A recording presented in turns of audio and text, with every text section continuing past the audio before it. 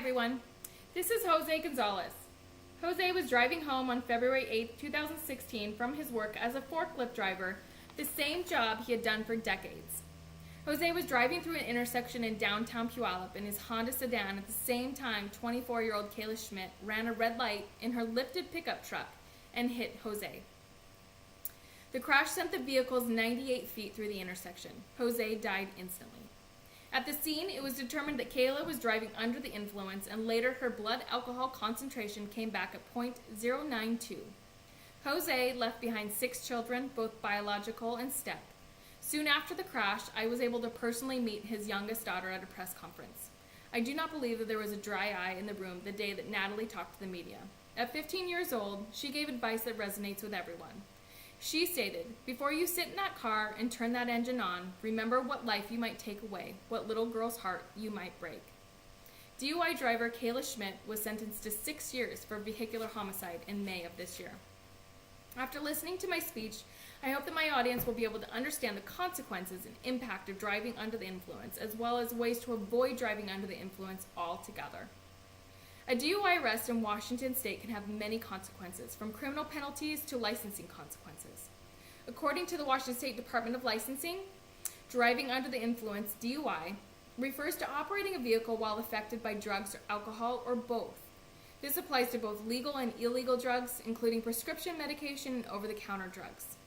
Depending on the severity of the DUI and if the driver had had any prior DUIs, the Department of Licensing can suspend a person's driver's license for up to 4 years and impose driving restrictions such as interlocks on the vehicle.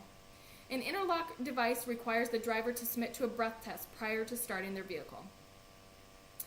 The minimum jail sentence for a first-time offender ranges from 24 hours to 364 days in jail and up to a $5,000 fine.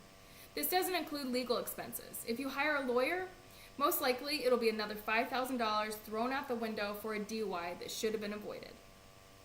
According to the Washington State Traffic Commission, in their 2014 report, they stated that a person is killed by an impaired driver every 1.5 days. Also in their 2014 report, there was a total of 31,128 DUI and or physical control of a vehicle cases filed in Washington state courts. With programs like Washington State's Target Zero in place, people will notice an increase of law enforcement around the entire state whose primary purpose is to go out and look for drunk drivers. The end goal of this program, Target Zero, is that there will be 0 traffic deaths and 0 serious traffic injuries by the year 2030. Their research shows that impaired drivers were a factor in 50% of all traffic deaths and a factor in 21% of all serious traffic injuries between the years of 2009 and 2011. Drivers in fatal crashes are as likely to be impaired by drug as by alcohol, with almost 25% being impaired by both. Driving under the influence impacts thousands of people a year. The prior stats that I just listed are those with tragic endings. It doesn't mention the ones that are only injured, and thankfully the people that are not injured but are still involved in collisions and incidents with DUI drivers. According to the Washington State Traffic Commission, the holiday season is one of the most dangerous times for DUI collisions and incidents. Please be a good friend and be a good relative and watch those around you. If you notice that they are intoxicated and trying to leave, take away the keys. You could be saving someone's life. Offer another way home. Call a taxi or Uber. If they live a long distance away, offer them to stay for the evening or find them a room at a local hotel. If you know that you are going out in the town with friends or family and having a few drinks, plan ahead yourself. Either have a designated driver or arrange for someone to pick you up. There are several phone apps that make it easy to request a ride home. Use them.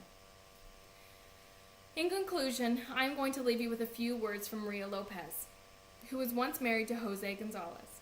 We need to start changing the choices people make to drive impaired in our own families, in our own communities.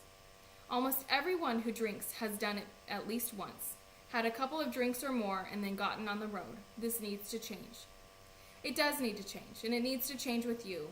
Be a good friend, be a good relative, and watch those around you this holiday season. Please do not drink and drive.